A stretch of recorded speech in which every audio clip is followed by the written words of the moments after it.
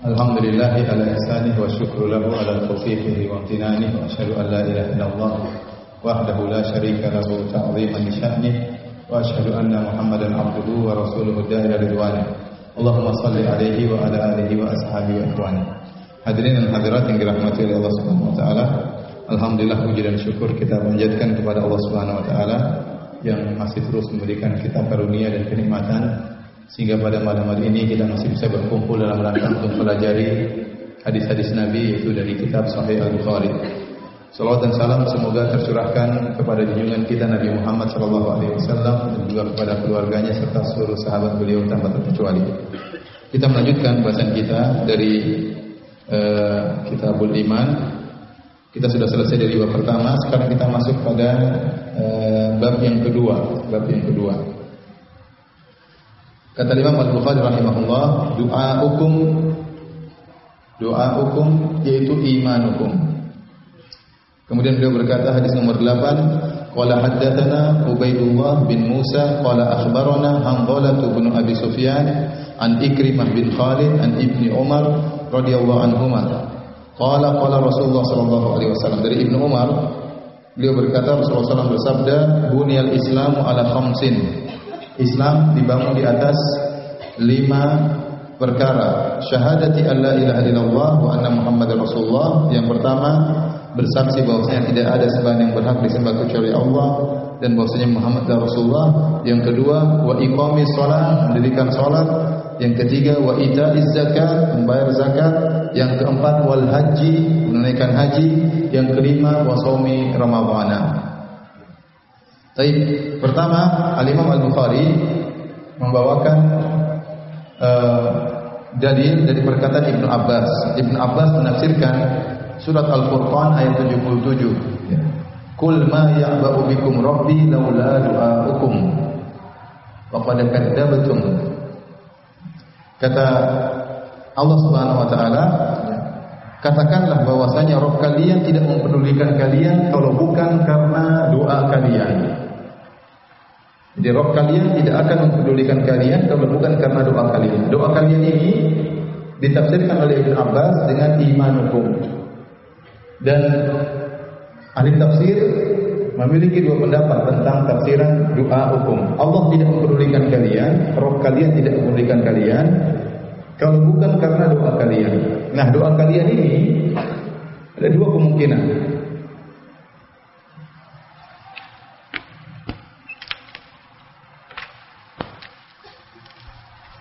Doa hukum, kalau kita artikan doa kalian. Nah, dalam bahasa Arab ini masdar, namanya masdar. Masdar itu kata benda. Doa kalian. Nah, kalian ini bisa jadi ada 2 kemungkinan. Ada idhofatul masdar ila al-fa'il. Yang kemungkinan kedua, idhofatul masdar ila al-maf'ul bih. Ini pelaku, al-fa'il artinya pelaku, al-maf'ul artinya objek. Allah tidak mempedulikan kalian kalau bukan karena doa kalian, kalau bukan karena doa kalian. Atau melihat tadi surat Al-Furqan ayat berapa tadi?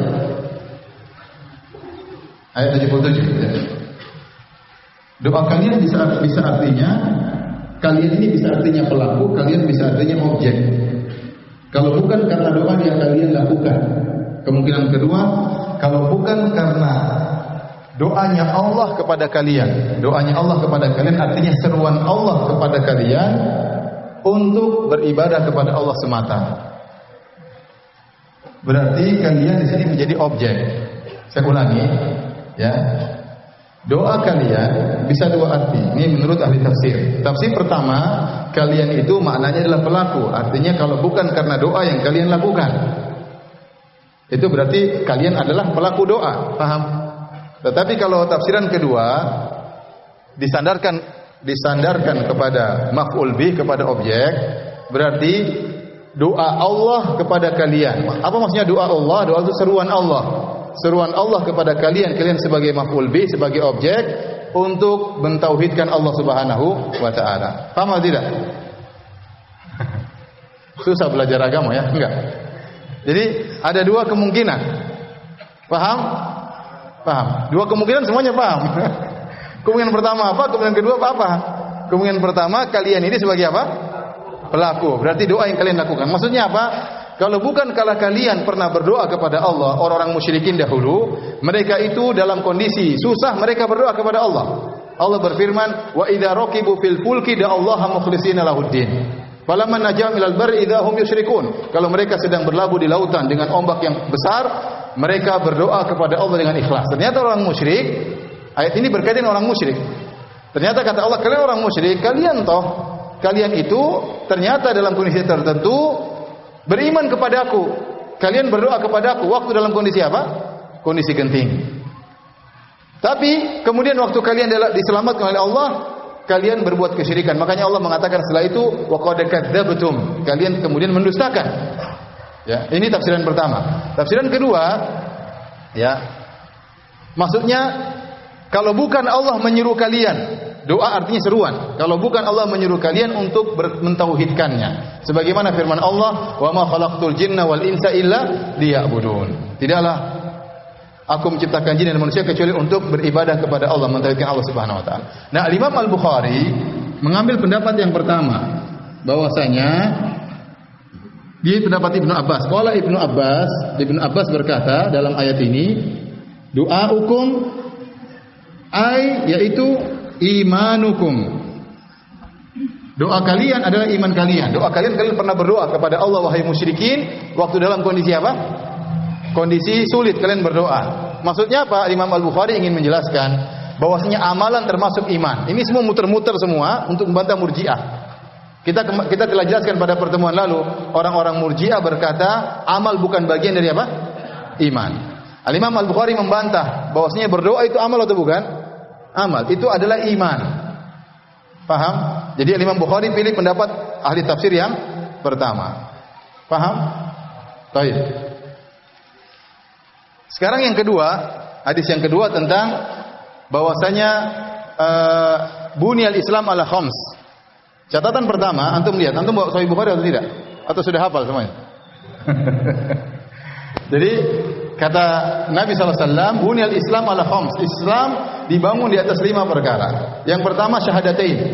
Yang kedua iqamis shalah. Yang ketiga ita'iz zakat. Yang keempat al-hajj. Yang kelima baru shaum Ramadan. Biasanya yang keempat apa?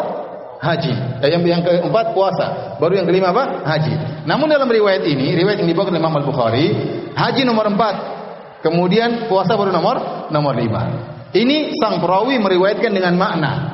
Sang perawi meriwayatkan dengan makna. Oleh karena dalam Sahih Muslim, Ibnu Umar memprotes, kata dia bukan begitu yang saya dengar dari Nabi. Jadi ada orang meriwayatkan dari Ibnu Umar bahwasanya Rasulullah SAW menyebutkan yang keempat haji, yang kelima puasa. Kata Ibnu Umar, bukan begitu saya dengar dari Nabi. Yang saya dengar dari Nabi, yang keempat puasa, baru yang kelima apa? Haji. Jadi yang dalam Sahih Bukhari periwayatan dengan makna. Ya. Kalau Al-Quran tidak boleh kita meriwayatkan dengan makna.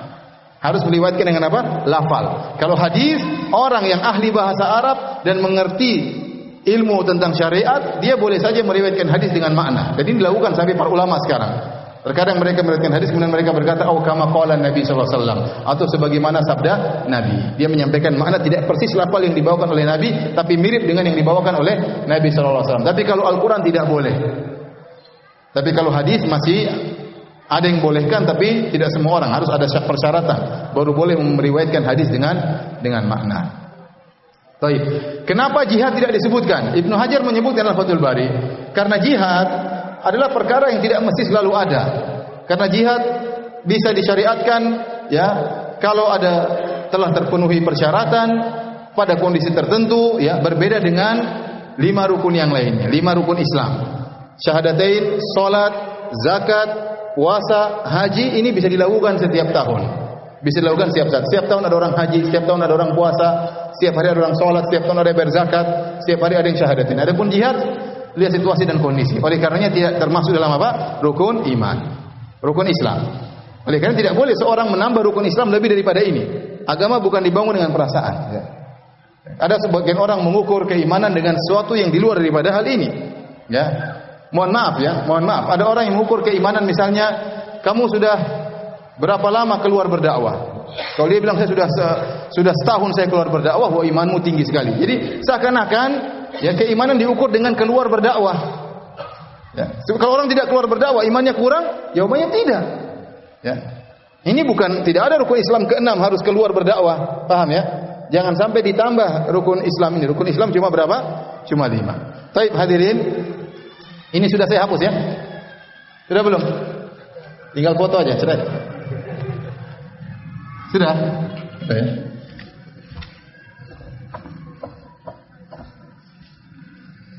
Secara logika namanya, jadi kata Nabi, bunyal Islam ala khams. Jadi Nabi mengibaratkan Islam dengan rumah. Rumah itu dibangun di atas 5 tiang pondasi. 5 tiang pondasi. Jadi seakan-akan ada 5 tiang. 1, 2, 3, 4, 5. Maka dibangunlah Islam di atas 5 tiang ini. Seakan-akan rumah yang dibangun di atas 5 tiang ini. Nah, sebagian ulama yang berpendapat kalau satu tiang jatuh, harusnya rumah itu tersebut jatuh. Namun dibantah oleh para ulama yang lain, tidak mesti demikian. Ada tiang yang paling utama, yaitu tiang, ya kalau kita bangun kemah, ya intinya ada tiang yang paling tinggi. Tiang itu jangan sampai apa? Rubuh. Kata para ulama, inilah tiang disebut dengan syahadatain. Kalau ini rubuh, rumahnya hancur semua. Paham? Tapi kalau ini rubuh, masih ada yang lainnya. Kalau ini rubuh, tiangnya, rumahnya masih apa? Masih tegak. Tapi kalau 5-5-nya rubuh, berarti sudah hilang rumah tersebut. Paham? Para ulama sepakat, kalau tiang utama syahadatain ini hilang, maka rumah runtuh. Ini sepakat ulama. Sepakat ulama. Kalau syahadatain hilang, seorang terjerumus dalam kekufuran, terjerumus dalam kesyirikan, ya, maka rumahnya hancur, Islamnya hilang. Nah, bagaimana dengan yang sisa 4-nya? Salat, zakat, puasa, haji. Ada khilaf yang sangat kuat di kalangan para ulama bagi orang yang meninggalkan salat. Apakah kalau dia meninggalkan salat maka dia jadi kafir sehingga rumah Islamnya hancur secara total? Ada khilaf yang kuat di kalangan para ulama. Anehnya, kalau saya perhatikan masalah ini, ada 2 pendapat secara umum. Satu pendapat mengatakan mayoritas ulama berkata bahwasanya meninggalkan sholat tidak menjadikan seorang kafir. Pendapat yang kedua mengatakan mayoritas ulama mengatakan meninggalkan sholat kafir. Dua-duanya mengaku mayoritas. Dua-duanya mengaku apa? Mayoritas. Kalau kita teliti wallahu alam bisawab, kalau kita kembali kepada pendapat para salaf ulama terdahulu, mayoritas ulama salaf berpendapat meninggalkan salat secara mutlak, secara total orang itu bukan orang Islam, maka rumahnya hancur, rumah Islamnya. Ini pendapat yang dirojikan oleh Syekh Ibnu Utsaimin rahimahullahu taala. Dan ini pendapat riwayat dari Al-Imam Ahmad rahimahullahu taala. Barang siapa meninggalkan salat secara mutlak, dia tidak salat Jumat, tidak salat 5 waktu, tidak salat Id, itu bukan orang Islam. Itu bukan orang Islam. Namun pendapat yang lain, pendapat jumhur ulama secara mazhab Syafi'i, mazhab Maliki, mazhab Hanafi berpendapat meninggalkan salat meskipun tidak salat sama sekali.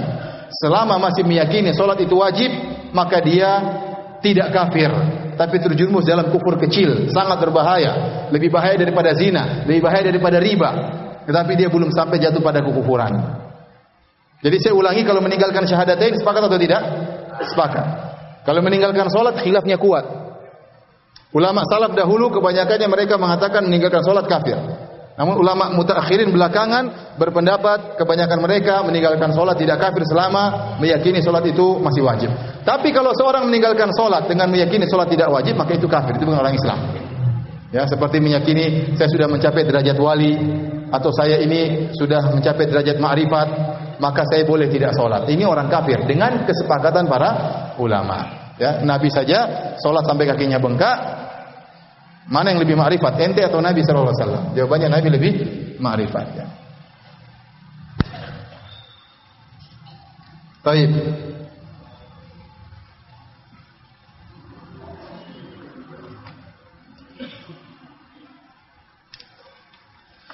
Nah, sekarang kita perhatikan di sini, ya. kalau saya gambarkan sebuah rumah ya. Seperti tadi ya, atau kemah atau rumah.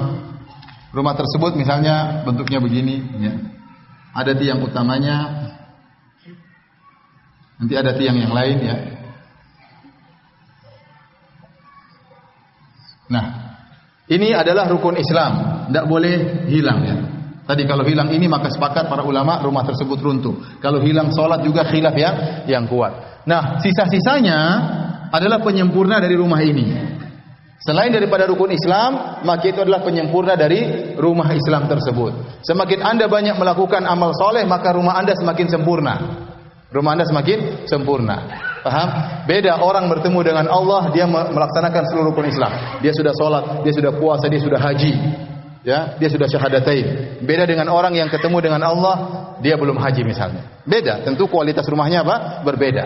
Kalau dia sudah haji, pondasi rumahnya lebih kuat. Belum lagi kalau dia tempel dengan sedekah, dengan sholat sunnah, dengan macam-macamnya, maka rumahnya semakin indah.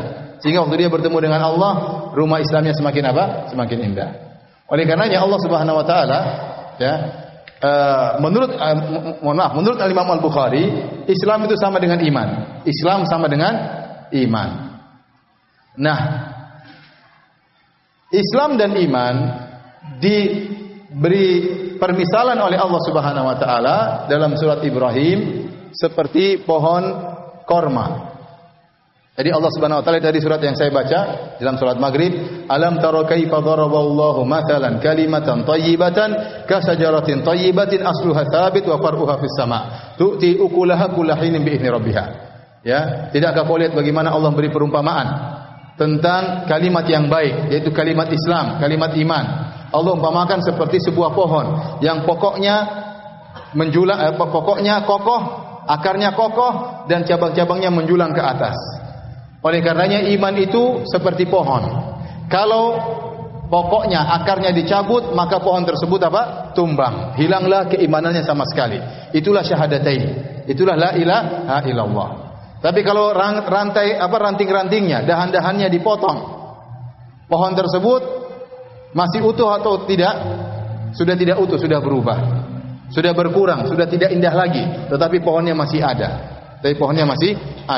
Demikianlah seperti keimanan. Keimanan demikian pula. Kalau seorang melakukan kemaksiatan, mungkin berzina, mungkin riba, maka pohonnya semakin gundul. Tetapi akarnya masih ada. Selama akarnya masih ada, masih dinamakan pohon, tapi pohon yang kurang. Sama seperti orang meyakini la ilaha illallah, dia meyakini Muhammad Rasulullah, namun dia melakukan maksiat. Dia pelit, dia mungkin tidak puasa, mungkin dia tidak haji, pelit, punya uang banyak, maka orang ini kita katakan imannya kurang, sebagaimana pohon yang gundul. Dalam hadis pun demikian, Rasulullah SAW menyamakan seorang mukmin, seorang muslim dengan pohon korma. Kata Nabi SAW, inna minasyajari lama barakatuhu ka barakatil muslim. Hadithuni mahiyah. Kata Nabi SAW kepada para sahabat, sungguhnya ada sebuah pohon yang perumpamaannya seperti pohon korma, mirip dengan seorang muslim. Kabarkanlah kepadaku pohon apakah itu. Maka ternyata kata Nabi SAW, pohon tersebut adalah pohon apa? Pohon korma. Jadi masalah iman dan masalah Islam ibarat seperti masalah rumah atau masalah pohon. Rumah tersebut semakin ditempeli dinding-dindingnya semakin sempurna, semakin dipasang ubinnya semakin indah. Maka seorang berusaha bertemu dengan Allah dengan memperindah rumahnya, memperkokoh rumah keimanannya. Sama pohon juga perlu disiram, pohon perlu tumbuh. Semakin dia banyak beramal soleh, maka cabangnya semakin menjulang ke atas. Semakin dia bermaksiat, maka ingat rantingnya semakin berjatuhan. Semakin dia bermaksiat, ya, rantingnya berjatuhan. Dia tidak menjaga pandangannya, dia tidak menjaga pendengarannya, dia tidak menjaga lisannya, maka pohonnya semakin berguguran. Memang dia tidak kafir karena pohonnya masih ada, tapi pohon tersebut pohon yang gundul. Semakin dia melakukan kemaksiatan, semakin terkikis, lama-lama bisa mati pohon tersebut. Ini berbahaya. Ya, ini semua dibawakan oleh Imam Al-Bukhari untuk membantah orang-orang Murji'ah yang mengatakan iman itu satu kesatuan. Kalau hilang sebagian, hilang seluruhnya. Sebagaimana kita jelaskan pada pertemuan yang lalu. Sebagaimana pendapat juga orang-orang Khawarij. Orang-orang Khawarij, Mu'tazilah dan Murji'ah sepakat Mereka mengatakan iman itu satu kesatuan, kalau hilang sebagian, hilang seluruhnya. Kita ahlu sunnah tidak demikian. Kita bilang iman itu seperti pohon. Kalau hilang sebagian, selama bukan akarnya, pohonnya masih kokoh. Meskipun pohon tersebut pohon yang gundul atau runtuh ranting-rantingnya. Paham atau tidak? Benar paham? Insya Allah ya. Baik, kita lanjutkan bab yang ketiga, bab umurul iman.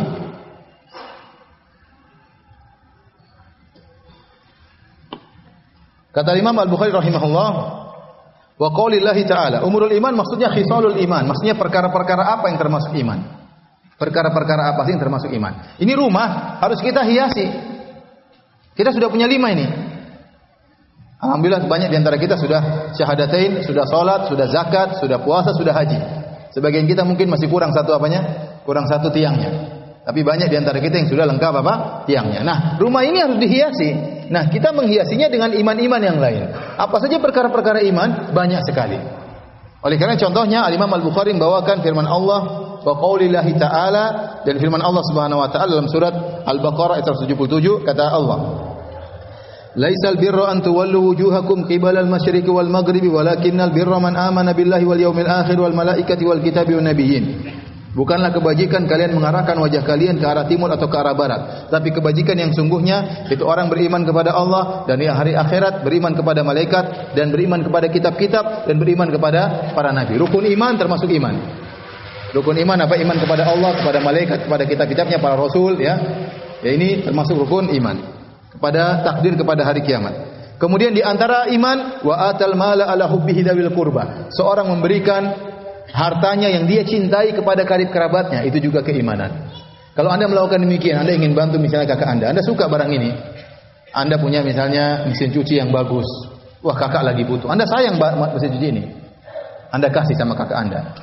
Atal mala ala hubbihi. Dia memberikan hartanya padahal dia cinta kepada harta tersebut. Kepada siapa? Dzawil qurba, kepada karib kerabat. Maka rumah Anda ditempel dengan marmer yang indah. Paham? Tapi waktu Anda mau kasih, istri Anda bilang jangan. Sudah kasih aja mesin cuci yang bekas, yang sudah mau rusak itu biar kakak suruh perbaiki. Ya udah, Anda kasih jelek. Berarti Anda dikasih tegel murahan, paham? Tempel di rumah, paham? Paham atau tidak? Ya, kalau nanti yang punya marmer yang indah, berikan yang Anda cintai. Jangan hanya berikan perkara yang tidak Anda cintai. Makanya Allah mengatakan wa atal mala ala hubbihi. Dia memberikan harta yang dia cintai harta tersebut. Dia juga mungkin perlu dengan harta tersebut, tapi dia ingin bantu karib kerabatnya. Dzawil qurba, ini termasuk keimanan. Wal yatama wal masakin, juga diberikan kepada anak yatim, diberikan kepada fakir miskin. Wa ibnas sabil, kepada orang yang sedang bersafar, musafir yang kehabisan bekal, dia tidak bisa pulang ke kampungnya, dia belikan tiket pulang kampung. Dilanjutkan, dia bantu, ya. Wasailina wa fir riqab, demikian juga orang yang minta-minta, yang memerlukan, benar-benar tidak mampu, kita hendaknya membantu orang tersebut. Wa fir riqab, demikian juga dia berikan hartanya kepada ar-riqab, kepada budak-budak. Entah dia bebaskan, ya, entah dia merdekakan, dia bantu budak-budak tersebut. Di antara keimanan wa aqamas shalah, dia mendirikan salat. Semakin seorang memperbanyak sujudnya kepada Allah, semakin indah rumah Islamnya, semakin indah rumah imannya, semakin rindang pohon keimanannya. Dan dia harus memperindah rumahnya dan berusaha memperindang pohonnya agar dia bertemu dengan Allah dengan kualitas iman semaksimal mungkin. Ya. Jadi kalau dia perbanyak salat, perbanyak sujud, apa kata Nabi sallallahu alaihi wasallam? Ya. Lantas judas innaka lantas jud sajdatan illa rafa'aka Allahu biha darajah wa hatta anka biha khati'ah. Tidaklah kau sujud dengan satu sujud saja kecuali Allah akan angkat derajatmu dan Allah akan hilangkan dosa-dosa. Semakin kita banyak sujud, semakin tinggi. Oleh karena terkadang seorang sahabat datang kepada Nabi, "Ya Rasulullah, ya Rasulullah, saya minta kepada engkau murafaqataka fil jannah. Saya ingin menemani engkau di surga." Kata Nabi, "Awa ghairu dzalik?" Apa tidak ada permintaan yang lain? Kata dia, "Huwa dzak." Saya ingin itu saja. Ingin menemani engkau di surga. Ini permintaan berat. Kalau nemani Nabi di surga berarti kan tingkatannya tinggi, ya. Ya.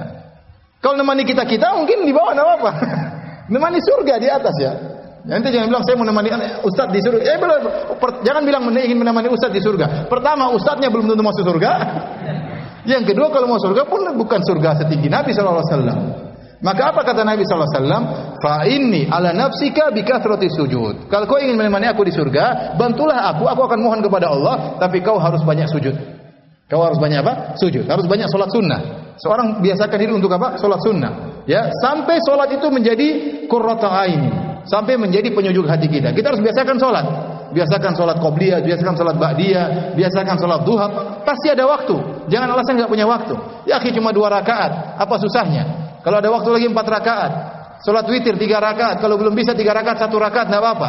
Kalau tidak bisa sebelum subuh, salat sebelum tidur. Biasakan sering salat. Hobi, bikin hobi untuk apa? Salat sampai kita merasa kita butuh dengan salat. Ya. Sehingga apa? Rumah kita indah. Wa ataz zakat. Demikian juga membayar zakat. Ini juga dari keimanan. Orang yang bayar zakat rumahnya semakin indah. Kalau tidak bayar zakat rumahnya semakin berkurang. Ya. Wal mufuna bi ahdim idza ahadu. Demikian juga orang-orang yang menunaikan janjinya tatkala mereka berjanji. Wasabirina fil ba'sa'i wad-dharra'i wa hinal ba's. Demikian juga orang yang bersabar tatkala mengalami kesulitan, tatkala mengalami penderitaan. Seorang mengalami penderitaan, kemudian dia bersabar, rumahnya semakin indah. Pohonnya semakin rindang. Kapan dia mulai mengeluh, kapan dia mulai mencak-mencak, kapan dia mulai maki-maki, maka rumahnya semakin berkurang keindahannya. Ranting-ranting pohonnya semakin apa? Berguguran. Jadi kalau kita ingin punya rumah yang indah, maka kita harus bersabar. Ulaika alladzina shadaqu wa ulaika humul muttaqun. Mereka itu orang-orang yang imannya jujur dan mereka orang yang bertakwa. Demikian juga Imam Al-Bukhari menyebutkan contoh-contoh cabang-cabang keimanan dalam surat Al-Mu'minun. Qad aflahal mu'minun. Sungguh beruntung orang yang beriman. Siapa mereka? Allah lanjutkan, alladzina hum fi shalatihim khashi'un. Kalau Anda salat khusyuk, berarti rumah Anda indah, rumah Islam Anda indah. Kalau Anda enggak khusyuk, ya kurang indah ya. Alladzina hum fi shalatihim khashi'un. Walladzina hum 'anil lagwi mu'ridun. Walladzina hum lizakati fa'ilun. Walladzina hum li furujihim hafizun illa 'ala azwajihim aw ma malakat aymanuhum fa innahum ghairu malumin. Faman ibtagha wara'a dzalika fa ulaika humul 'adun. Walladzina hum li amanatihim wa ahdihim ra'un. Walladzina hum 'ala shalawatihim yuhafizun. Ulaika humul warithun alladzina yarithunal firdausa hum fiha khalidun. Dalam surat Al-Mu'minun ayat pertama dan seterusnya. Itu di antara ranting-ranting keimanan, cabang-cabang keimanan, dahan-dahan keimanan. Tadi kita sebutkan salat yang khusyuk, kemudian berpaling dari hal yang sia-sia, anil lagwi mu'ridun, orang kumpul-kumpul enggak ada manfaatnya, dia enggak datang. Dia meninggalkan orang-orang tersebut, orang-orang kumpul main gaple, ketawa ketiwi enggak ada manfaatnya, dia enggak datang. Tidak datangnya dia memperindah rumah Islamnya. Ya, memperindah rumah Islamnya. Kemudian dia menjaga kemaluannya, dia tidak terjerumus dalam perzinahan dan yang lainnya. Kemudian dia menunaikan memperhatikan amanatnya, kemudian dia juga menjaga salatnya. Baik, kita lanjutkan hadis yang berikutnya, hadis yang ke-9. Hadis yang ke-9.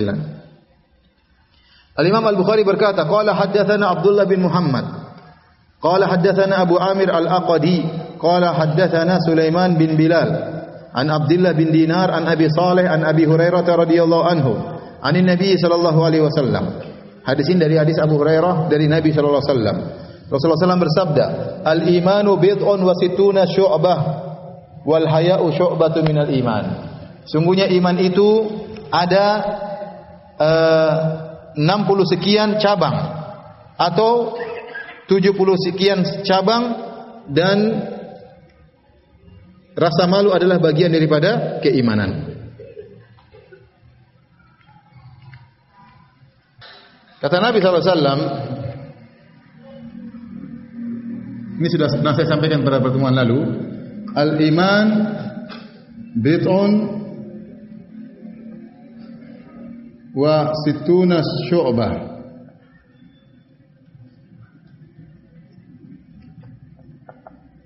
Dalam riwayat yang lain sab'una, 60 atau 70 cabang. Ya, kemudian dalam riwayat yang lain a'laha kalimat apa? La ilaha illallah. Wa adnaha imatatul adha anit tariq. Wal haya'u syu'batun min syu'abul iman. Kata Nabi, iman itu 60 sekian cabang. Dalam riwayat yang lain atau 70 sekian cabang. Yang paling tinggi kalimat la ilaha illallah. Yang paling rendah menghilangkan kotoran dari jalan, menghilangkan gangguan dari jalan. Dan rasa malu merupakan cabang dari cabang keimanan. Rasa malu merupakan cabang dari cabang keimanan. Nah, Rasulullah SAW tatkala mengatakan iman ada 70 sekian atau 60 sekian. Apa maksudnya? Ada dua pendapat di kalangan para ulama.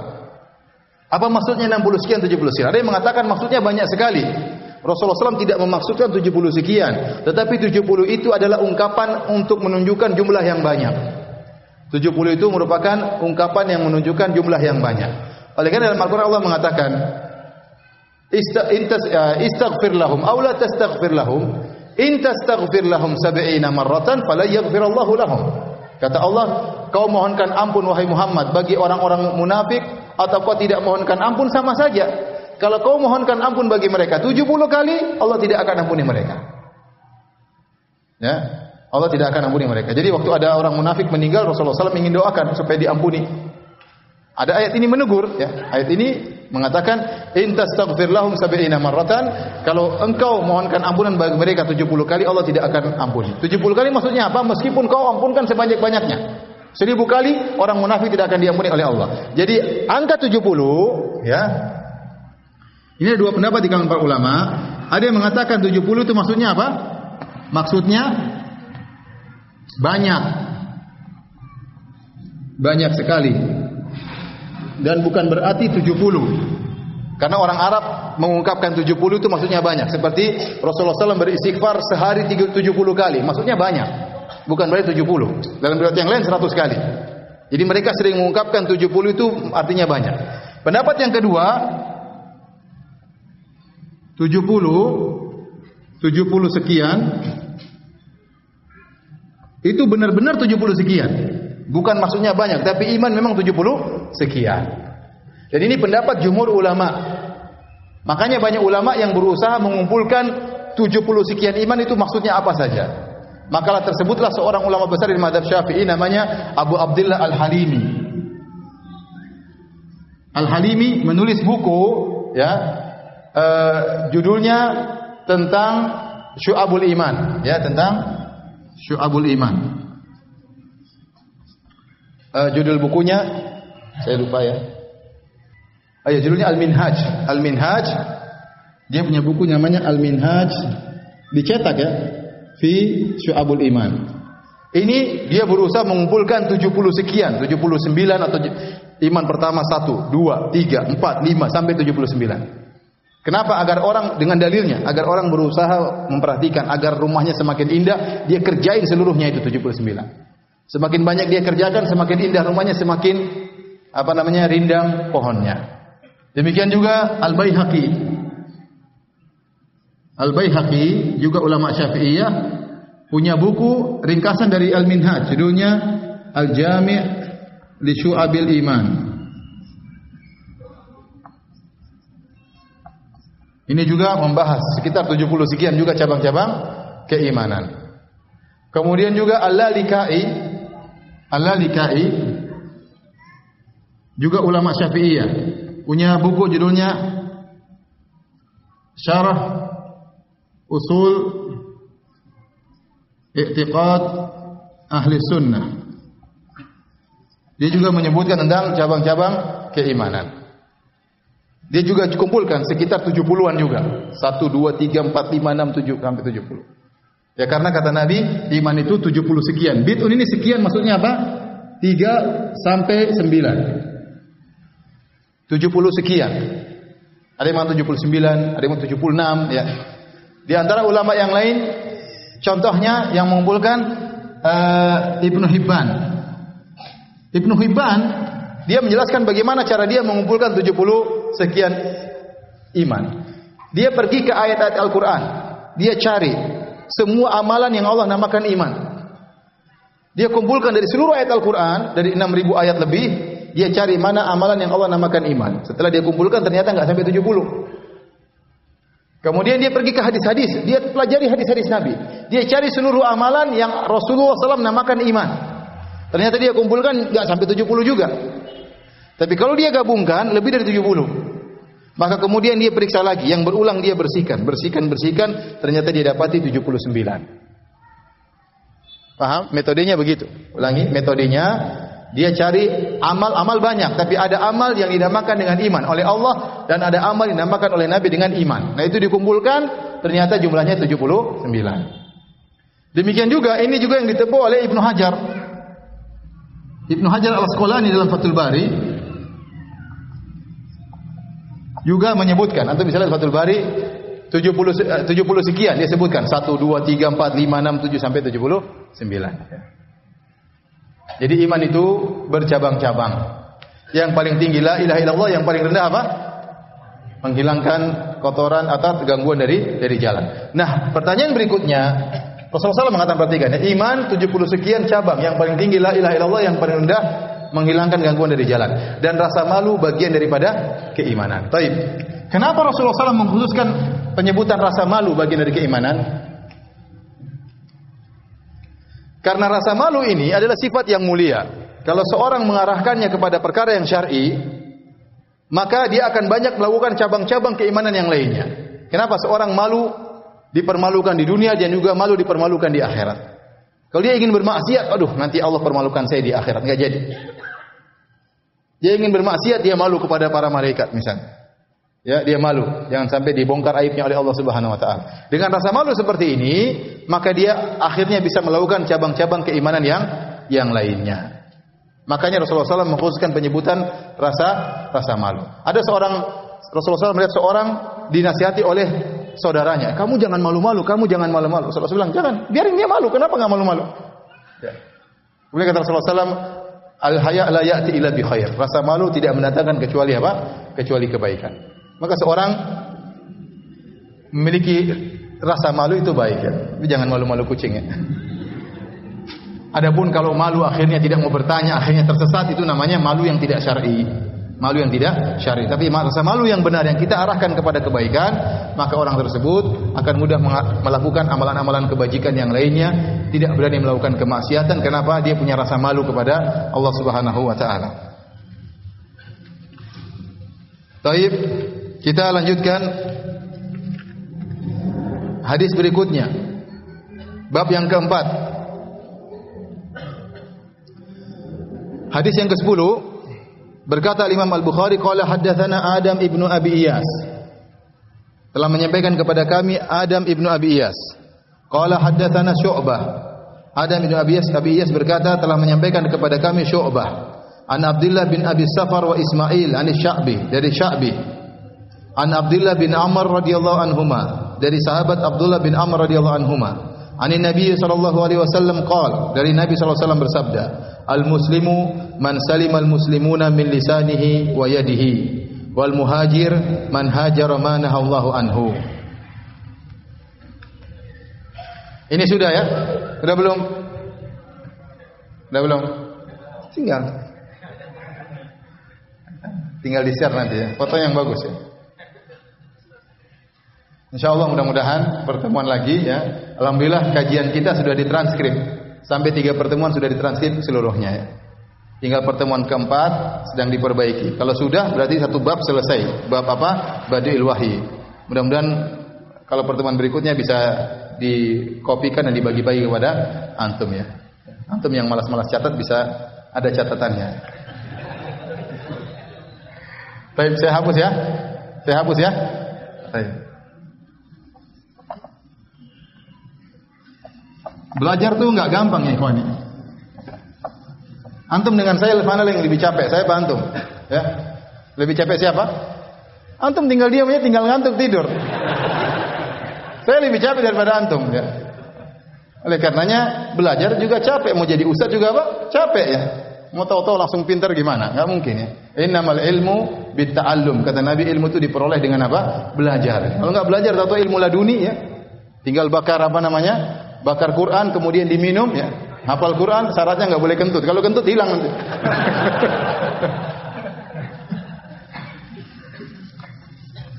Jangan dengar orang sufi dia bilang tinggal ini langsung simsalabim jadi orang alim. Enggak ada. Ilmu belajar. Para sahabat dulu belajar. Ya, Umar belajar, Abu Bakar belajar, Abu Hurairah belajar sampai kelaparan. sampai pingsan karena kelaparan. Antum belajar ngantuk-ngantuk dapat bagi-bagi buku nanti. Baik. Jadi hadis ke-10 dari siapa? Abdullah bin Amr bin Al-As, kata Nabi sallallahu alaihi wasallam, "Al-muslim man salimal muslimuna min apa? Lisanihi wa yadihi. Wal muhajir man hajar apa? Ma nahallahu anhu." Kata Nabi, seorang muslim, maksudnya muslim yang sejati. Oh, sudah, kita salat dulu nanti lanjutkan di sini. Bismillahirrahmanirrahim. Assalamualaikum warahmatullahi wabarakatuh. Alhamdulillah, salatu wassalamu ala Rasulillah wa ala alihi wa sahbihi wa ala. Ikhwani fillah wa akhwati fiddin, azani Allah wa yakum. Kita lanjutkan pengajian kita. Kita sampai pada hadis yang ke-10.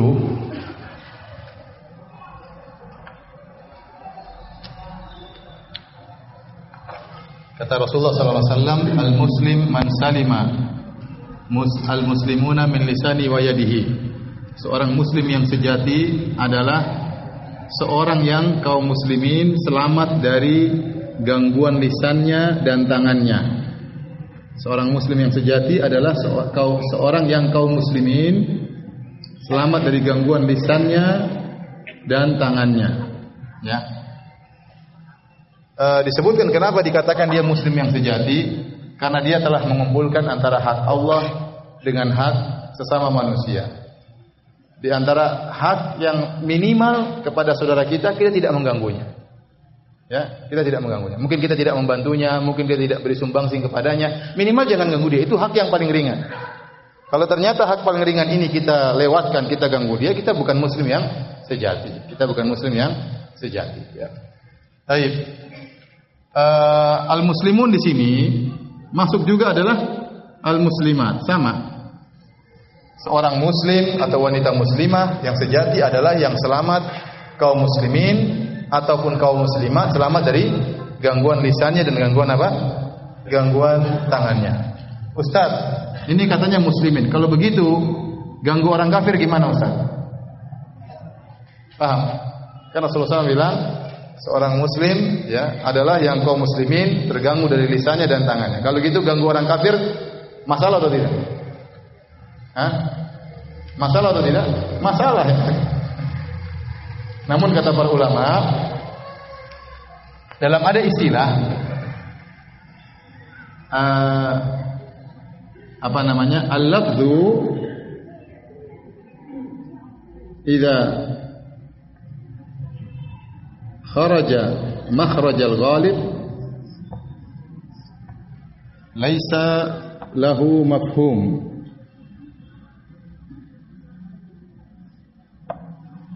Kalau ada lafal dia datang dalam karena ini kebanyakannya seperti ini, maka tidak ada mafhum mukhalafahnya. Contohnya sederhananya, kata Rasulullah SAW, ma asfala minal ka'ibain minal izar fafinnar. Misalnya apa yang ada di bawah mata kaki dari sarung maka di neraka. Ada kalimat dari sarung. Ada yang mengatakan, Ustaz kalau gitu kebalikannya, kalau bukan sarung enggak apa-apa dong? Enggak. Itu namanya kharaja makhrajal ghalib. Karena kebanyakan orang-orang Arab dahulu sering pakai apa? Sarung. Bukan berarti kalau selain sarung enggak apa-apa. Paham? Paham atau tidak? Itu namanya keluar karena secara ghalib. Maka suatu yang keluar secara keumuman, umumnya seperti itu, maka tidak ada mafhum mukhalafahnya. Antum mengerti mafhum mukhalafah tidak? Mafhum mukhalafah ini seperti ini. Idza balagal ma'u qullataini lam yahmilul khabath. Seandainya air telah mencapai 2 kullah itu kira-kira 200 liter. Kalau kemasukan najis maka tidak ternajisi. Ada hadis seperti itu. Ya, kalau ada air jumlahnya, volumenya sudah 2 kullah 200 liter, kemasukan najis maka air tersebut tidak ternajisi. Mafhum mukhalafahnya kebalikannya apa? Berarti kalau airnya kurang dari 2 kullah terkena najis, ternajisi atau tidak? Ternajisi. Itu namanya mafhum mukhalafah. Dalam istilah usul fikih namanya mafhum mukhalafah. Ya. Lafal berarti kalau bukan begini hukumnya sebaliknya. Kalau bukan begini hukumnya sebaliknya. Nah, kalau lafal tersebut ternyata dia didatangkan karena kebanyakan seperti itu, maka tidak ada mafhumnya. Seperti tadi, sarung yang di bawah mata kaki di neraka. Jangan dipahami berarti kalau bukan sarung, mafhumnya tidak mengapa. Kalau celana nggak jadi masalah, ya. Kita katakan itu tidak ada mafhum mukhalafahnya karena lafal tersebut dikeluarkan oleh Nabi karena kebanyakan orang-orang Arab pakai apa? Sarung tatkala itu. Paham? Contoh, dalam ayat Al-Quran mengatakan, ya ayyuhalladzina amanu la ta'kulur riba adha'afan mudha'afah. Wahai orang-orang yang beriman, janganlah kalian memakan riba yang berlipat-lipat ganda. Ada sebagian orang salah paham, Ustaz, berarti kalau riba tidak berlipat ganda tidak mengapa. Kalau riba 50% kan belum berlipat ganda. Kapan berlipat ganda? Kalau keuntungannya 100%. Ya.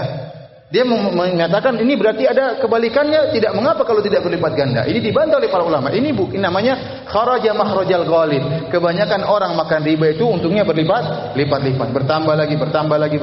Bukan berarti kalau tidak bertambah, kalau bertambahnya tidak sampai 100% tidak apa-apa. Jangan dipahami demikian. Ya, makanya Allah menyebutkan wa in tubtum falakum ru'usu amwalikum. Kalau kalian sudah bertobat dari riba, maka kalian hanya boleh mengambil modalnya. Berarti segala keuntungan itu harus dikembalikan. Ini menunjukkan keuntungan riba meskipun sedikit tetap dosa besar. Saya ingin menyampaikan seperti ini namanya kharaja makhrajal ghalib. Suatu lafal yang didatangkan karena memandang kebanyakan praktek seperti itu, maka tidak ada mafhum mukhalafahnya. Sampai sini paham? Ini istilah usul fikih ya. Antum paham atau tidak? Yang begini cuma sedikit ya. Mau diulang? Diulang ya. Contoh, Nabi SAW mengatakan, "Idza walagal kalbu fi ina'i ahadikum." Kalau ada anjing yang kemudian minum dari bejana kalian. Ya. Sekarang bejana ini ada mafhum mukhalafahnya enggak? Ustaz, bagaimana kalau bukan bejana? Ustaz, bagaimana kalau ternyata kasur? Ustaz, bagaimana kalau sepeda dijilat anjing? Paham? Rasulullah SAW menggunakan lafal bejana. Apakah bejana ini ada mafhum mukhalafahnya atau tidak? Bagi yang berpendapat bejana ini hanya sekedar contoh. Karena kebanyakan anjing kalau jilat bejana, enggak jilat kasur. Paham? Makanya tidak ada mafhum mukhalafahnya. Karena jangan disangka berarti kalau bukan bejana tidak najis. Itu namanya mafhum mukhalafah. Mafhum mukhalafah itu berarti sebaliknya. Mafhum mukhalafah itu artinya apa? Berarti kalau sebaliknya, kalau bukan bejana berarti tidak najis. Kita katakan ini tidak ada mafhum mukhalafahnya. Kenapa? Karena Rasulullah SAW sedang berbicara tentang kenyataan yang ada. Kebanyakannya anjing itu kalau jilat kemana? Ke bejana. Bukan berarti kalau bukan yang dijilati bukan bejana berarti enggak najis. Bukan berarti demikian. Paham? Sama seperti kita kembali kepada sini. Ini panjang lebar kembalinya ke sini. Kata Nabi, seorang muslim yang sejati adalah yang kaum muslimin dan kaum muslimat selamat dari gangguannya. Kalau kita pakai mafhum mukhalafah, berarti ustaz kalau orang kafir enggak apa-apa kita ganggu. Oh, enggak boleh juga. Namun kebanyakannya kaum muslimin itu berinteraksi dengan kaum muslimin yang lainnya. Makanya ditekankan kaum muslimin. Bukan berarti ganggu orang kafir boleh. Tetap juga mengganggu orang kafir tetap tidak boleh. Paham? Karena ini kharaja makhrajal ghalib. Terus Rasulullah SAW sebutkan lisan. Kenapa lisan didahulukan daripada tangan? Karena lisan ini lebih gawat daripada tangan. Lisan itu bisa menyakiti orang yang sudah meninggal dan juga orang yang sedang hidup atau orang yang akan datang bisa dia sakiti. Anakmu nanti jadi penjahat, itu berarti kan menyakiti orang yang belum lahir, atau tidak? Lisan itu bisa menyakiti orang sudah lama. Oh, nenek moyangmu kurang ajar, berarti dia menyakiti orang-orang yang sudah meninggal. Atau orang di hadapan dia, meskipun jauh. Dia di Jakarta, dia bisa menyakiti orang di Irian Jaya. Di Papua, orang itu brengsek. Sana yang tinggal di Papua. Dia bisa menyakiti orang di Amerika. Apalagi sekarang media sosial begitu kuat. Dengan lisannya dia bisa menyakiti siapa saja. Adapun tangan, jangkauannya terbatas. Kita hanya bisa mukul orang depan kita. Kalau sudah 10 meter nggak bisa sampai-sampai. Paham? Makanya didahulukan penyebutan lisan daripada tangan. Karena lisan itu meskipun kecil, jangkauannya panjang. Jangkauannya panjang dan sangat produktivitasnya kuat. Ya. Tangan lama-lama capek. Lisan 2 jam ngomong enggak capek-capek. Ya, paham? Kalau tangan antum goyangkan 2 jam, enggak sampai 2 jam sudah capek. Makanya lisan itu meskipun kecil tapi dia sangat berbahaya. Maka dia didahulukan penyebutannya daripada tangan. Kenapa Rasulullah SAW tidak mengatakan qaul? Seorang muslim yang sejati adalah yang kaum muslimin selamat dari perkataannya. Tapi Rasulullah SAW mengatakan dari lisannya. Kenapa Rasulullah tidak mengatakan perkataannya? Karena kata para ulama bisa jadi gangguan dengan lisan, tidak baik kata-kata. Misalnya dia menjulurkan lisannya mengejek. Tidak ada suara keluar, tapi dia mengejek dengan menjulurkan apa? Lisannya. Dosa atau tidak? Dosa sama. Paham? Kenapa disebutkan tangan? Karena di antara anggota tubuh yang paling sering beraktivitas adalah apa? Tangan. Paham? Baik. Kita lanjutkan level yang kedua. Wal muhajir, dan orang yang berhijrah yang sesungguhnya man hajara ma nahallahu anhu, yaitu orang-orang yang meninggalkan apa yang dilarang oleh Allah Subhanahu wa taala. Itulah muhajir yang sesungguhnya. Sekarang ada istilah kita hijrah. Itu istilah yang benar. Berhijrah dari maksiat menuju ketaatan kepada Allah. Itu istilah yang benar, hijrah. Ya. Kenapa kata para ulama, Ibnu Hajar menyebutkan kenapa dikatakan al-muhajir, muhajir yang sesungguhnya, orang yang berhijrah yang sesungguhnya adalah yang meninggalkan apa yang dilarang oleh Allah, agar untuk mengingatkan bahwasanya berhijrah itu bukan hanya sekedar pindah tempat. Pindah tempat dituntut. Seorang tinggal di negara kafir, kemudian dia pindah ke negara muslim, itu dituntut dalam Islam. Ya. Tetapi bukan hanya sekedar perpindahan yang dituntut dalam syariat, tapi setelah dia berpindah, dia harus meninggalkan perkara-perkara yang diharamkan oleh Allah. Baru dikatakan dia berhijrah yang sesungguhnya. Jadi berhijrah bukan hanya sekedar pindah tempat. Pindah tempat dituntut plus harus meninggalkan yang dilarang oleh Allah Subhanahu wa taala. Itu namanya al-muhajir, yang berhijrah yang sesungguhnya. Kemudian juga kata Ibnu Hajar, maknanya juga ini dalam rangka untuk memberi hiburan kepada kita-kita. Karena di zaman dahulu ada hijrah dari Mekah menuju Madinah. Setelah Mekah ditaklukkan oleh kaum muslimin dalam peristiwa Fatu Makkah, kota Mekah menjadi negara Islam. Kata Nabi, la hijrata ba'dal fath. Tidak ada hijrah lagi setelah Fatu Makkah.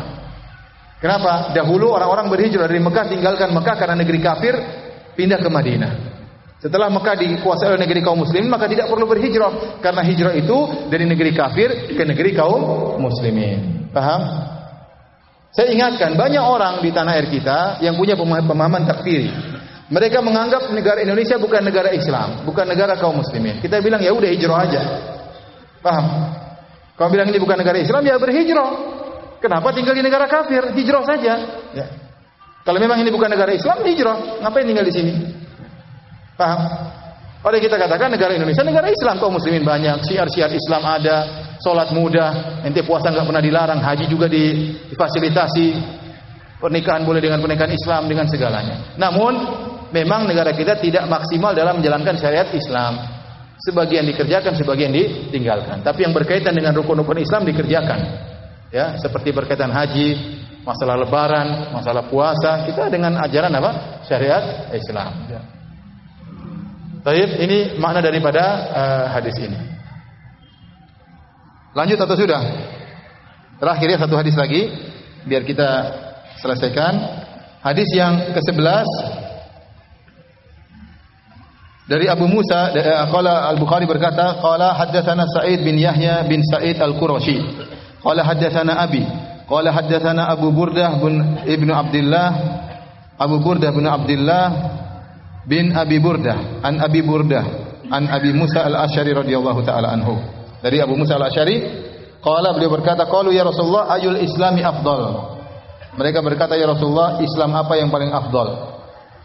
Nabi berkata, man salimal muslimuna min lisanihi wa yadihi. Sama jawabannya adalah seorang yang kaum muslimin selamat dari gangguan lisannya dan selamat dari gangguan tangannya. Baik, kita lanjutkan hadis yang ke-12 ya, karena maknanya juga mirip ya. Di sini yang ingin diambil oleh Imam Al-Bukhari pendalilan, tatkala Nabi ditanya, Islam apa yang paling afdal? Dikatakan yaitu seorang muslim yang selamat darinya, dia tidak mengganggu kaum muslimin yang lain, tidak mengganggu dengan tangannya, tidak mengganggu lisannya. Ini menunjukkan Islam bertingkat-tingkat. Karena Rasulullah SAW ditanya Islam apa yang paling afdal. Menunjukkan Islam bertingkat-tingkat, menunjukkan iman bertingkat-tingkat. Menunjukkan pohon itu juga bermacam-macam. Ada pohon yang rantingnya banyak, ada pohon yang tumbuh subur, ada pohon yang rindang dan ada pohon yang tidak rindang. Ini dalam rangka membantah orang-orang Murji'ah yang mengatakan iman itu satu model, tidak bertingkat-tingkat. Iman kita sama dengan imannya Jibril. Itu perkataan orang-orang Murji'ah. Karena mereka menganggap iman itu satu kesatuan, tidak ada tingkatan-tingkatannya. Adapun Ahlus Sunnah wal Jamaah meyakini bahwasanya al-iman yazid wa yanqus. Iman itu naik dan apa? Turun. Yazid bi taat, bertambah dengan ketaatan, wa yanqus bil ma'asi, dan turun iman dengan kemaksiatan-kemaksiatan. Nah, ternyata dalam Islam pun ada amalan yang afdal. Mana orang Islam yang paling afdal? Yang begini-begini kata Nabi. Berarti orang Islam bertingkat-tingkat. Saya ulangi lagi, sebagaimana pohon keimanan juga beraneka ragam, bertingkat-tingkat. Ini semua dibawakan oleh Imam Bukhari dalam rangka membantah orang-orang Murji'ah. Hadis yang terakhir, Al-Imam Al-Bukhari berkata, hadis nomor 12, qala haddatsana Amr bin Khalid, qala haddatsana Laits an Yazid an Abil Khair an Abdullah bin Amr radhiyallahu anhuma. Anna rajulan sa'ala Nabi sallallahu alaihi wasallam ayul islami khair. Ada seorang laki bertanya kepada Nabi sallallahu alaihi wasallam, Islam apa yang terbaik? Kata Nabi sallallahu alaihi wasallam, tut'imut ta'ama wa taqra'us salam ala man arafta wa man lam ta'rif. Yaitu engkau memberikan makan kepada orang-orang yang memerlukan dan engkau mengucapkan salam pada orang yang kau kenal dan kepada orang yang tidak kau kenal. Dan ini adalah perangai yang terbaik. Jadi dua perangai ini ya berkaitan dengan sama dengan hadis sebelumnya. Karena kalau ada orang yang suka memberi makan kepada fakir miskin, berarti dia tidak mengganggu orang lain dengan tangannya. Tidak mungkin diganggu orang lain, sedangkan dia membantu orang lain. Jadi memberi makan kepada fakir miskin berarti sama dengan tidak mengganggu orang lain dengan tangannya. Mengucapkan salam kepada orang lain berarti tidak mengganggu orang lain dengan apa? Lisannya. Paham maknanya? Mirip-mirip. Ya, seakan-akan Nabi mengatakan konsekuensi dari kau tidak mengganggu orang lain dengan tanganmu, harusnya kau bantu orang tersebut. Konsekuensi dari kau tidak mengganggu orang lain dengan lisannya berarti kau beri salam kepada orang tersebut. Justru kau berbuat baik dengan lisannya. Ya. Kenapa Rasulullah SAW menekankan ini adalah Islam yang baik? Karena terutama di zaman dahulu Islam sangat butuh dengan ini. Masalah ekonomi perlu dikuatkan, kemudian persatuan di antara kaum muslim perlu dikuatkan. Dengan menebarkan salam akan timbul saling mencintai di antara kaum muslimin. Dan Nabi SAW mengatakan, engkau mengucap salam ala man arafta wa man lam ta'rif, kepada orang yang kau kenal dan orang yang kau tidak kenal. Ya ikhwan, antum kalau beri salam kepada seorang muslim, siapapun antum ketemu muslim salami. Ustaz, kalau saya ragu dia muslim atau kafir, selama dia ragu, selama engkau ragu dia muslim atau kafir dan kau berada tinggal di negeri kaum muslimin, anggap saja orang Islam. Beda kalau kau ragunya di Australia. Kalau kau ragunya di Jakarta, dan Jakarta kebanyakan orang apa? Islam, maka anggap saja dia orang Islam. Ternyata dia orang kafir, ya enggak jadi masalah. Enggak jadi masalah. Tapi kita kembali kepada hukum asal. Kalau hukum asal kita tinggal di negeri kaum muslimin, maka orang pada asalnya orang muslim ya. Kecuali kalau dia orang apa? Orang kafir, kelihatan zahirnya kafir, maka tidak kita salami. Karena Rasulullah SAW melarang mengucapkan salam kepada orang, mendahului salam kepada orang kafir. Baik, dan ingat, memberi salam kepada orang yang kita kenal dan kepada yang tidak kita kenal. Karena di antara tanda-tanda hari kiamat, kata Nabi sallallahu alaihi wasallam, inna baina yaday sa'ah taslimal khassah. Di antara tanda-tanda hari kiamat hanya mengucapkan salam kepada orang yang kita kenal. Siapa pelaku tanda-tanda hari kiamat tersebut? Ya kita-kita ini. Kita ini hanya memberi salam kepada orang yang kita kenal. Itu kurang bagus. Ibnu Umar radhiyallahu anhu dalam riwayat, dia pergi ke pasar hanya untuk beri salam. Tidak nawar barang, cuma assalamualaikum, assalamualaikum, assalamualaikum, assalamualaikum, assalamualaikum. Karena dia tahu Rasulullah SAW suruh menyebarkan salam. Kalau antum sekarang ngerjain seperti Ibnu Umar, antum mungkin dianggap orang stres. Tidak sih?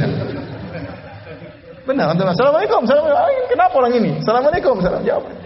Rasulullah suruh sebarin apa? Salam. Tapi dahulu para salaf mereka mengerjakan. Ibnu Umar sengaja pergi ke pasar sampai dia ajak teman, "Ayo ikut saya." Kata temannya, "Ngapain ikut kamu? Kamu ke sana enggak nawar barang, tidak tawar menawar, tidak beli barang." "Ya, saya cuma mau salam aja," kata Ibnu Umar. Sehingga dia beri salam kepada orang-orang yang dia temui. Kenapa? Karena kalau kita memberi salam bahkan kepada orang yang tidak kita kenal, berarti kita memang menjalankan sunnah Nabi. Kita sedang melaksanakan syiar, menyebarkan salam. Tapi kalau kita beri salam hanya kepada orang kita kenal, ya memang karena kita kenal dia maka kita beri salam. Ya. Jadi di antara sunnah memberi salam kepada orang yang kita kenal dan orang yang tidak kita kenal. Demikianlah para hadirin dan hadirat yang dirahmati Allah Subhanahu Wa Taala, ya kajian kita, dan ini ada hadiah dari salah seorang peserta, ya, yang bisa jawab akan dikasih hadiah, ya. Ada 3 hadiah, masya Allah. Yang pertama ada Ulumul Mufrad, yang kedua buku saya, yang ketiga tafsir Al-Quran surat Al-Fatihah, ya, Al-Baqarah dan Al-Imran karangan Syekh bin Shalih Al-Utsaimin. Yang bisa jawab saya kasih hadiah. Pertanyaan pertama,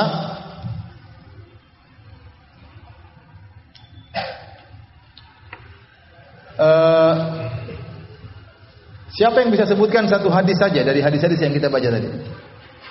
Meskipun terjemahannya saja. Coba berdiri. Ya.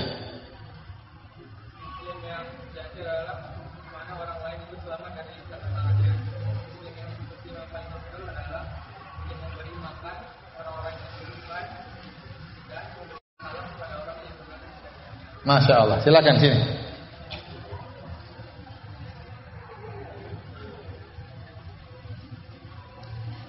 Ini yang paling besar, ya. Oh ya. Pertanyaan kedua, siapa yang bisa sebutkan lafal Arabnya? Silakan berdiri, Pak. Iya. Iya, berdiri. Silakan. Silakan. Ya dari situ aja, teriak yang keras. Silakan. Apa? Hadis mana saja, yang penting bahasa Arabnya. Al-Muslim.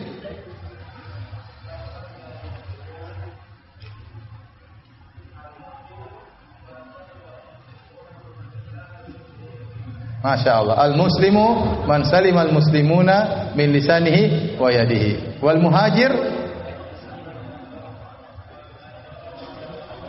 Masya Allah. Al-muhajir man hajara manahallahu anhu. Masya Allah. Silakan.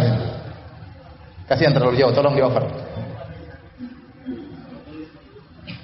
Ya. Coba sebutkan 2 ulama yang menulis tentang atau meneliti tentang cabang-cabang keimanan. 2 ulama saja. Ya silakan. Masya Allah. Al-Halimi dan Al-Huwaiti. Masya Allah. Jazakallah khair.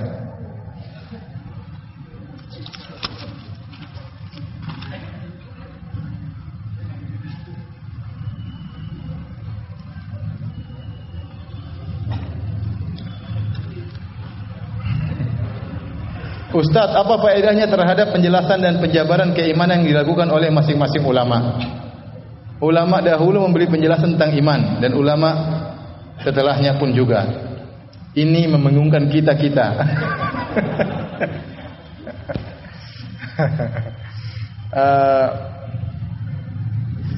Apa namanya?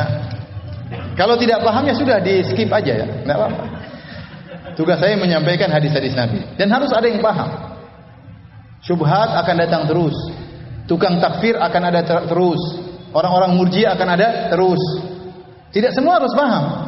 Saya hanya menyampaikan ilmu seperti ini. Dan alhamdulillah kalau ada 10% paham, alhamdulillah. 90% tidak paham, tidak apa-apa.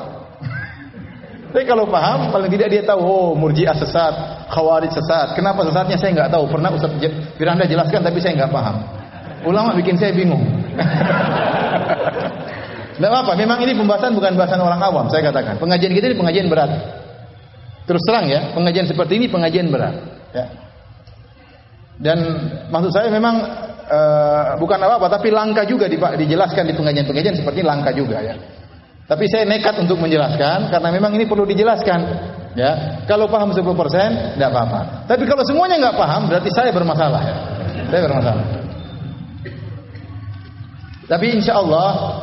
Saya katakan tadi, insya Allah di kemudian hari sudah ditranskrip ceramah saya ini. Nanti kita akan buat semacam bundelan ya. Nanti dibagi-bagikan ya. Dibagi-bagikan kalau ada yang kasih dana. Kalau nggak ada ya bayar ya. Bayar apa ongkos fotokopinya aja ya. Kita tidak jual beli ya. Jadi insya Allah jadi antum bisa baca lagi. Yang kemarin saya jelaskan bisa dibaca lagi. Ya, karena kalau dibaca di murajaahi, insya Allah lebih paham.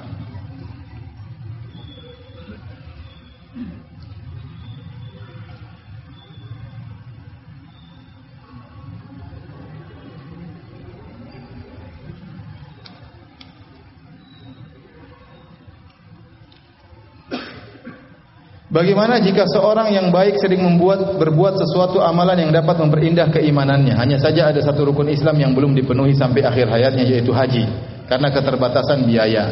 Apakah orang tersebut membawa rumah keimanan yang tidak sempurna di hadapan Allah?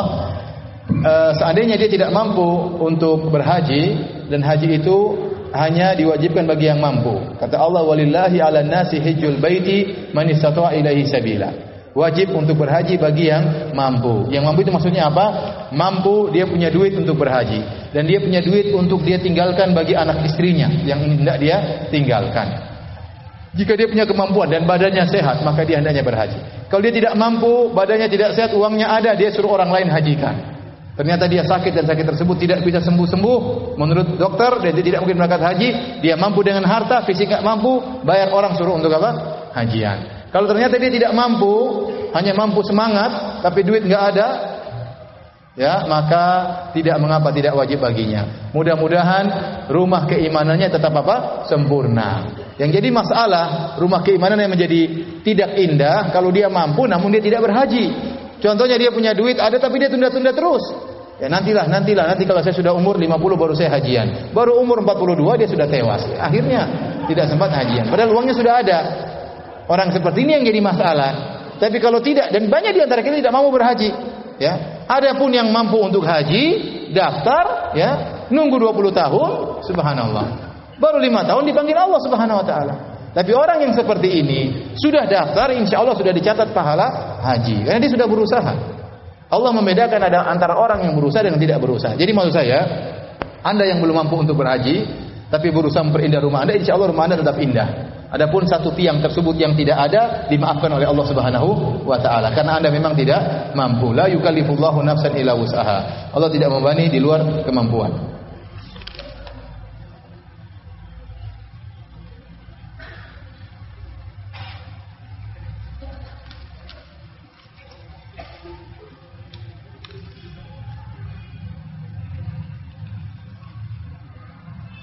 Apakah umrah pertama itu wajib atau langsung haji? Masalah umrah wajib atau tidak ada khilaf di kalangan para ulama. Sebagian ulama mengatakan yang wajib cuma haji. Makanya yang rukun Islam cuma apa? Cuma haji. Sebagian ulama mengatakan umrah juga wajib bagi yang mampu, namun derajatnya tidak seperti haji. Ya, banyak perkara-perkara yang wajib yang bukan rukun Islam. Banyak atau tidak? Banyak perkara-perkara wajib yang bukan rukun Islam. Di antaranya umrah. Dan pendapat ini lebih hati-hati. Kalau seorang punya harta, sebaiknya langsung dia daftar haji. Sebaiknya langsung dia daftar haji. Nanti kalau dia sudah haji, dalam hajinya dia akan umroh juga. Karena kebanyakan orang Indonesia hajinya haji tamattu. Haji tamattu artinya menggabungkan antara umroh dan haji dalam satu safar. Ya, jadi mau saya kalau punya uang langsung aja daftar haji. Ya, karena sekarang kalau dia punya uang kemudian daftar umroh nanti tidak mampu untuk apa? Berhaji. Tapi kalau uangnya banyak, ya udah umroh dulu baru nanti haji. Kalau uangnya banyak. Tapi kalau uangnya pas-pasan, mending langsung daftar haji.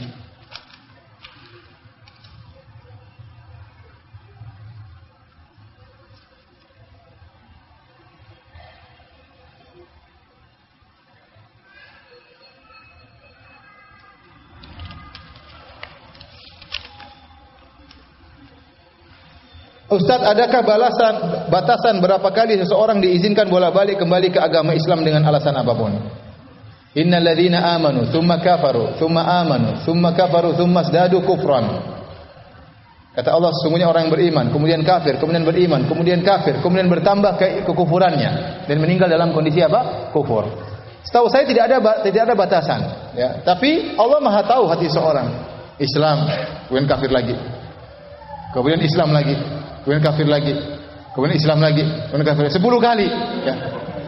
Terakhir yang ke-10 dia Islam, kemudian dia kuat Islamnya, tidak jadi masalah. Tidak jadi masalah, tidak ada batasannya. Tapi ini menunjukkan dia imannya nggak kuat. Ya. Islam, kafir lagi, Islam, kafir lagi, Islam, kafir lagi, kemudian mati dalam kondisi kafir, ya sudah selamat tinggal. Ya. Jadi jangan kita mengatakan ente sudah pernah murtad, sekarang masuk Islam, murtad lagi Islami enggak diterima. Jangan kita mengatakan demikian. Ya. Sebenarnya dalam hukum Islam kalau ada orang murtad maka dibunuh. Kata Nabi SAW, man baddala dinahu faqtuluh. Barang siapa yang merubah agamanya maka bunuhlah, kata Nabi SAW. Namun kalau tidak ada syariat Islam, ya maka dia bisa bertobat kepada Allah Subhanahu wa taala. Bisa bertobat.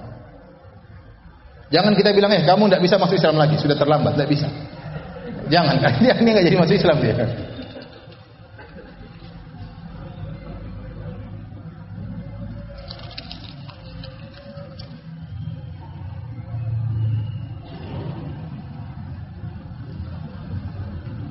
Apakah melihat aurat wanita yang bukan mahram dan bersentuhan dengannya walaupun tidak sengaja bisa mengurangi kuatnya iman? Kalau bisa mengurangi, bagaimana mencegahnya? Iya, kita melihat aurat yang diharamkan oleh Allah itu mengurangi keimanan kita. Ya, tatkala kita bersendirian kemudian kita melihat halal yang haram itu mengurangi keimanan kita. Dan kita sadar akan hal tersebut, bahwasanya kita sedang bermaksiat kepada Allah Subhanahu wa taala. Makanya waktu Rasulullah SAW ditanya, "Anil itsmi?" Apa itu dosa? Kata Nabi sallallahu alaihi wasallam, "Al-itsmu, dosa itu ma haka fi sadrika wa karihta an yattali 'alaikan nas." Ya, dosa itu apa yang menggelisahkan hatimu dan kau tidak ingin orang lain melihat yang sedang kau lakukan. Jadi itu namanya dosa, dan semua dosa akan mengurangi apa? Keimanan. Ya, semakin sering kita lakukan semakin gugur ranting-ranting keimanan kita. Ya. Caranya kita bertobat kepada Allah Subhanahu wa taala. Ustaz, lebih baik mana antara sholat sunnah qobliyah di rumah tapi tidak mendapatkan saf terdepan seperti sholat wajib, dengan sholat sunnah qobliyah di masjid dan mendapatkan saf terdepan saat sholat wajib? Jadi mana yang lebih bagus, sholat sunnah di rumah qobliyah tapi nggak dapat sholat saf pertama, atau sholat sunnah di masjid qobliyah agar mendapat saf pertama? Saya rasa lebih bagus yang kedua. Ya, lebih bagus yang kedua karena saf pertama luar biasa pahalanya. Jadi masalahnya antum di sini harus lebih rajin daripada orang di Arab Saudi.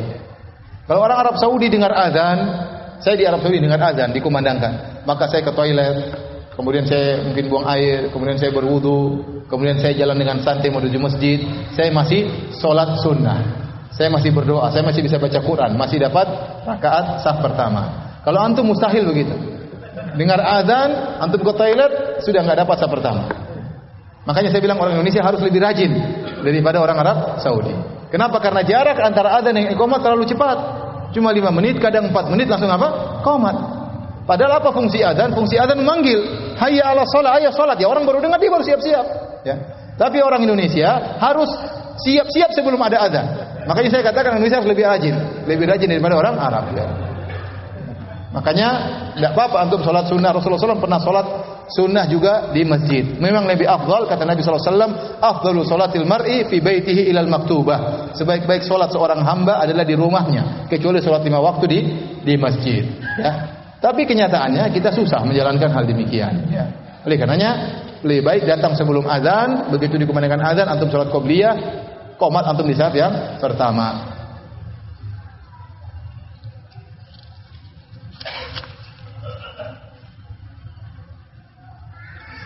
Baik, demikian saja para hadirin dan hadirat yang dirahmati Allah Subhanahu wa taala kajian kita, ya. Mudah-mudahan kita bisa lanjutkan di kesempatan yang lain.